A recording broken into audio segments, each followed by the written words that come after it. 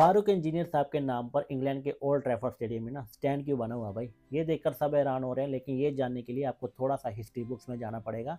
1968 से लेकर 1975 तक ना क्लाइव लॉयड और फारूक इंजीनियर साहब दोनों लैंकाशायर के लिए काउंटी क्रिकेट खेलते थे। वहाँ पर ना उन दोनों ने बहुत ग्लोरी ला कर दी थी उनको। 1950 के बाद लैंकाशायर क्लब को ज़्यादा जीता नहीं था और उनके दोनों के आने के बाद इन्होंने चार बार इन्होंने जीरड कप जीता था और उसके बाद 2 बार इन्होंने जॉन प्लेयर लीग भी जीती थी जब ये दोनों खेल रहे थे। फारूक इंजीनियर साहब ने ना 5,942 रन, 429 कैचेस और 35 स्टंपिंग्स करी हैं इंग्लैंड के काउंटी क्लब लैंकाशायर के लिए। और उस टाइम जो लैंकाशायर का दबदबा था ना, उसमें 2 खिलाड़ियों का सबसे ज़्यादा योगदान था। उसमें क्लाइव लॉयड और फारूक इंजीनियर साहब का नाम था।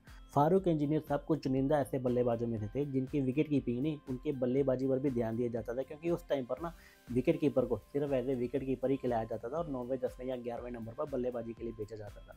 लेकिन फारूक इंजीनियर साहब ने अपनी अटैकिंग बल्लेबाजी से ना सबको सबको अपनी तरफ आकर्षित भी कर लिया था। और उसके बाद जब वो काउंटी खेलने की तो जो वहाँ उन्होंने तहलका मचाया उसका तो कोई सानी नहीं था।